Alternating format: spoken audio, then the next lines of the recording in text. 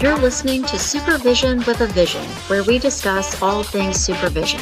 I'm your host, Sarah, professional counselor, marriage and family therapist, play therapist, eating disorder specialist, and cookie lover, with my co-host, Heather, marriage and family therapist, certified Together in Texas counselor, a Texas transplant from California, and outdoor adventurer. Hi, welcome to Supervision with a Vision. Today, Heather and I are talking about getting ready for the new year. This week, we read 3 self-help tricks for busy people, published in Psychology Today 2023. I'm ready for the new year. I think it's good timing to talk about getting organized and planning. Right. It's good organization tricks and habits. The first point in the article is start small.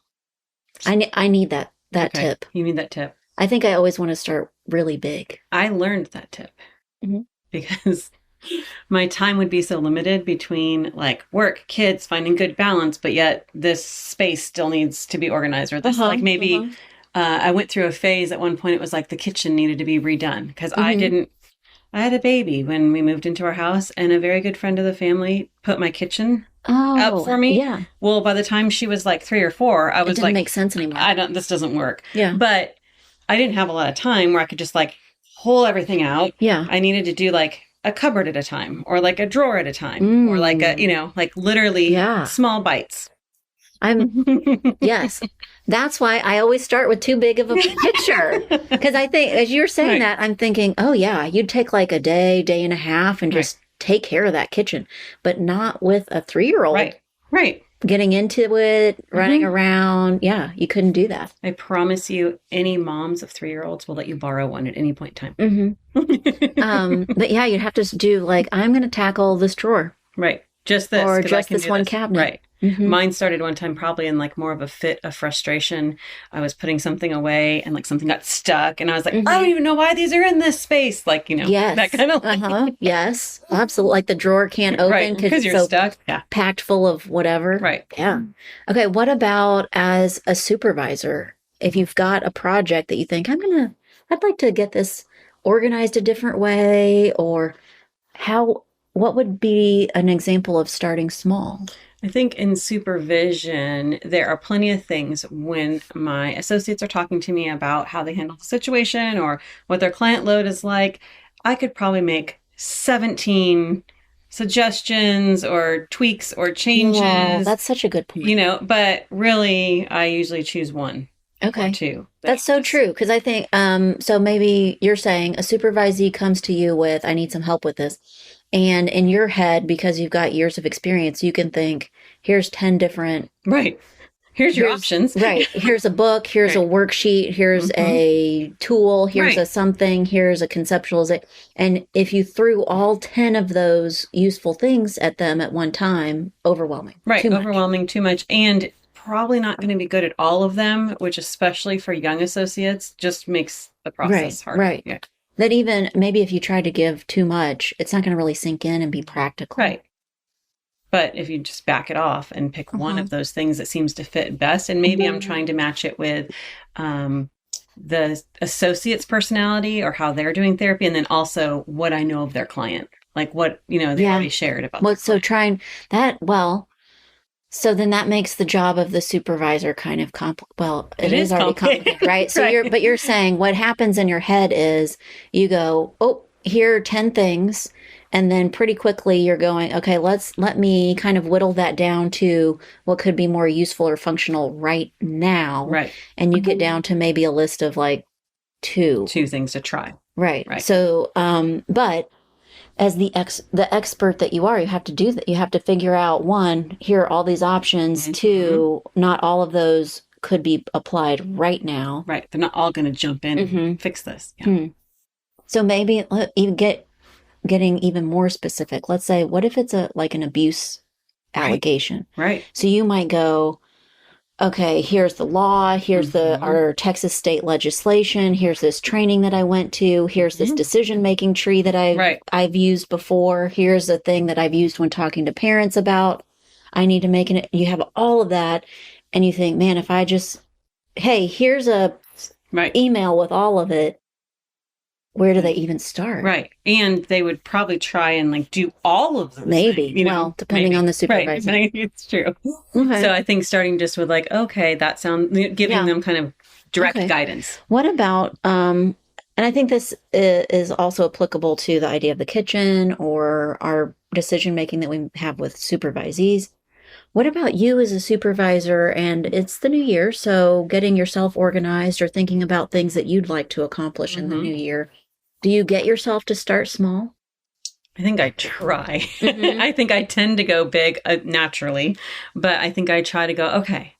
So, in fact, one thing, I have a couple ideas that I want to try this year in supervision that are different, but I'm not going to do all three of those things at the same time. Even though, like, I want to make sure that I'm incorporating, like, actual getting out of our office space, like this physical space, and move forward to somewhere else. Like, either incorporating some, like, walking or go and be somewhere else versus just hold up in an office. I think there's lots of benefits to it. Yeah. And I think it gets you as an associate thinking outside the box when you have to do other activities while you're... Yeah. Okay, so that's one. That's one. But you're saying if you tried to do all three this week, like starting now, too much. Too much for you or too much for the supervisee? Probably too much for me. I mean, yes, the supervisee, sure, but I think they try to go along with whatever is presented. Yeah. I think for me, it'd be too much to be like, oh, and do this. And by the way, I want to see your notes at least once a month. And by the way, I want to, you know what I mean? Like, it starts being a little, like, a lot. And I don't...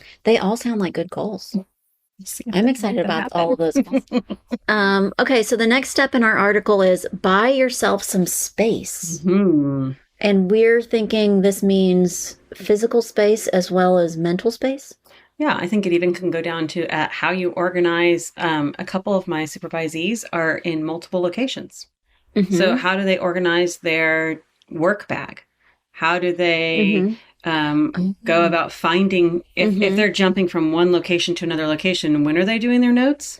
Like literally finding space for those things. Yeah, I think translating that idea into what we do as supervisors. So you're like, we've talked about this in different ways, that maybe the way we plan our day means that we intentionally do not make one day out of the week a lot tougher, either very busy with too many clients scheduled, or with maybe our most emotionally draining clients all on the same day. That we're thoughtful of that. And that's the headspace, really. Right. That's I remember it's been a long time ago now. Maybe a year or two. I don't remember how many years, but I've learned my lesson. I thought that I would schedule all of my parent meetings 1 week. Ugh. Yeah. It sounds so great on paper. Yeah. It sounds so good. Right. I was going to be so organized and efficient and do that all in 1 week. And then, and I did that. And I thought even that I would do that 1 week out of every month would be parents. And I attempted it one time and thought, yuck. I like hanging out with kids. This does not go well. Yeah, to just do all of that, it's just, Well, and it is a different headspace. When you're doing consultation things with parents or getting them to engage in sessions or group sessions is so different than your individual session. What about, I think this is true when I'm organizing something physical space also. You said that kind of about organizing somebody's work bag or their day. And also thinking about organizing the kitchen. You might think, this is a really great organizational plan. And then when I start doing it, it's not very functional. Right. So I think there's a lot to that. You have to try it out, right? Because what looks good on paper may not look good when you start doing it. But also giving yourself permission to like try it. You're just trying. That's a different spin on buy yourself some space. Right. So maybe you have this awesome plan. Charts and graphs and it's beautiful. It's totally worked out. And you think it's going to be great and you try it out and then you realize that is not most ideal or it didn't work exactly the way you thought. Then there's space to update or change or adjust. Right. Or maybe something comes up as you're working through it. You're like, oh, I thought that I had this worked out, but I need to do it differently or I need more time to do it. Yeah. I have this planner that I really like. I need to start using it again. When I first started using it, I mean, I had like a set of pens and different colors and all this. I mean, I like, and man, I filled up every single page and I thought I was, and I think it took me exactly 2 weeks to go, oh, this is not functional. Right. It does not feel good. And started using it. And I mean, there's some guidance in this planner and how to do it. Started using it in a slightly different way and thought, oh, that's the way it was intended. And wow, that's a whole lot more functional. Right. I didn't need what, and part of what I was doing, part of my mistake was it had a to-do sections and ways to prioritize and think about it. I did my best and I filled up every single line in the whole to-do section. 15 to-do things. More than that. And it didn't work. I never got it accomplished. I was putting all kinds of filling up that to-do list section just for the sake of filling it up and spending a ton of time doing things that actually weren't moving me forward very much. Right. But were crossing things off the list. But thinking about it in just a little bit, giving myself enough space to adjust and do it differently, huge difference. Correct. The last point in our article is use organization. Organization includes brain tricks. Do you have any brain tricks that you use? Yes. I like to pair something with something else. So if I need to remember to call someone back, and if it's just like a social call, then I'm like, oh, I'm going to pair that with my lunch, or I'm going to pair that when I'm driving to the next location or whatever. So I try and that way I'm going to remember it.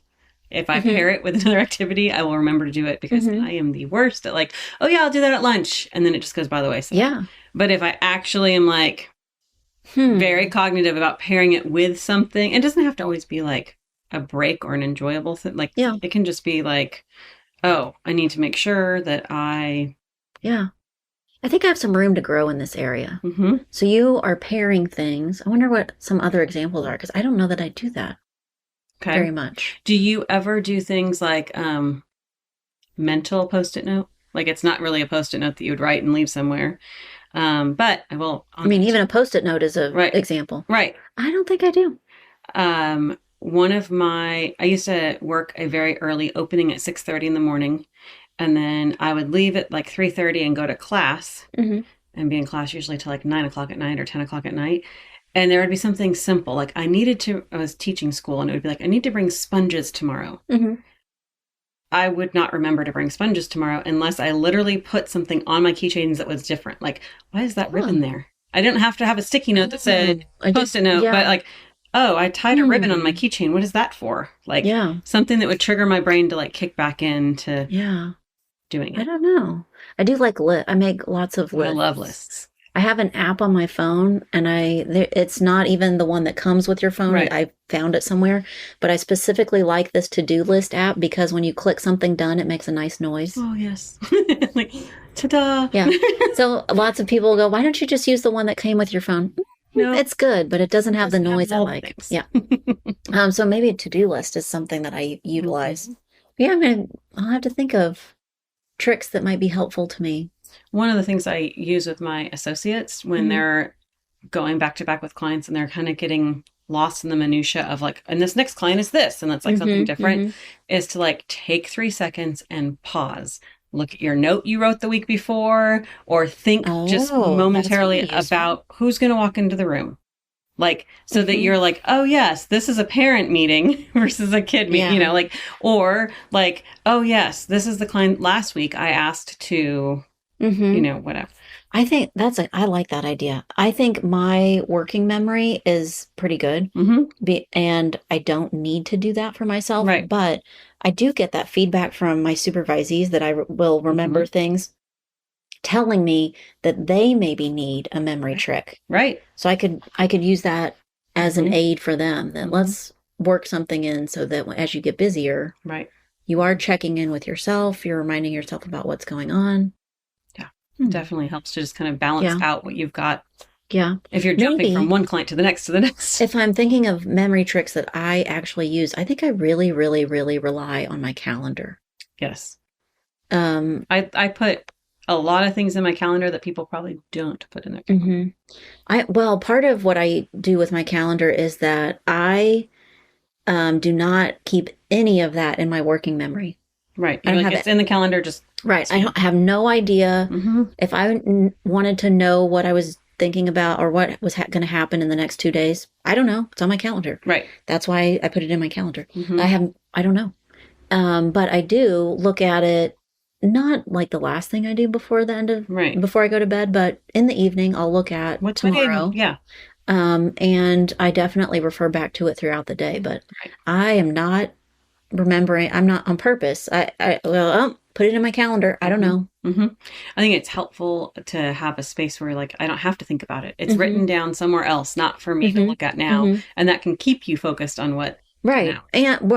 And then I do refer back to it, makes it useful. Right. Or probably even that I include enough information. Right. Yeah, if I just put, so important. If I just said doctor's appointment and then I'm like, shoot. Which doctor? Yeah. What? I mean, I can't remember that guy's name. Right. Was it the eye doctor? Yeah. Right. And I think I remember where, but I don't know where in that building I'm supposed to. Yeah. If I'm not putting enough information, then I'll get lost too. Absolutely. So making it really functional. Right. I feel like I wonder if this is true of your kids, that I've had a lot of clients who struggled with their parents, that the parents wanted them to use a calendar. Oh, yes. And the kids don't want to use a calendar. Right. And the parents kind of want to include me in that discussion. Like, I use my calendar. Right. A lot. Yeah. But I love when the kids finally break down and use the calendar just a little bit and how useful it is for them. So I will share this story with you. One, it's funny. And two, I think that she would be fine with me sharing it. My oldest daughter and I had that debate from the time she was like in 7th grade. Now, when she was in elementary school, they were made to use agendas. Right. They had to write everything down. I don't really remember much about 6th grade, but 7th grade, one of the teachers was like, and absolutely put this in your agenda every day, blah, blah, blah. And she was horrible at it. And so I bought markers and bought a different kind of agenda that had different boxes. I mean, I went like the full, like whatever we need to do. And then it would be 3 weeks into school and it would not happen. And every year I would tell myself this is going to happen. Somewhere along the midst, like, I don't know, 9th grade, COVID happened. 10th grade, we're half back in school and half not. And I'm like, how are you tracking all this? This is crazy. And she's like, most everything's in this platform. So this is how I do it. I'm like, okay. Like, again, trying to respect your process, but it stresses me out. Like, I can't help you. I can't even help remind you of things. I don't know what's happening. No joke. Senior year in high school. She comes to me about maybe November, senior year in high school.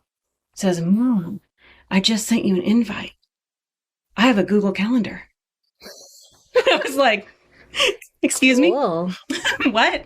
And I tried really hard to like suck up all of my like, I told you, whatever. But it just took her time and space to figure out what kind of calendar. Her phone itself she hated the calendar it came with. And she didn't realize, or somehow along the line didn't listen to, like, you could download your own calendar app and have different things. And you can invite people to things and you can, yes. So now she uses Google Calendar like a boss. Like, it's awesome. And she sends her dad invites for car things and sends me invites for other things that she wants to make sure we do when she's home. But it's, And see, I mean, it's all about finding what you need for your brain. It is true. Yeah. Right. To try and, I mean, that's the story of those years, right? 5th, 6th grade is that they're trying to get you to do it. You really want to do it. You don't want to do it. And they can only teach you they can't teach you how to personalize it yet. You have to do that later. But it took a while. Well, maybe that should be our lasting meaning from this episode, is that while getting organized in the new year is certainly useful and important, and we can set our supervisees up to be prepared to do this, they still have to figure out their style. Right. And that's important. So we can offer it, but they will grow into using it the way that makes the most sense for them. Exactly. Heather and I would love for you to share some of your organization hacks with us, and also, of course, ideas for episodes in the future. Thanks today for listening to Supervision with a Vision.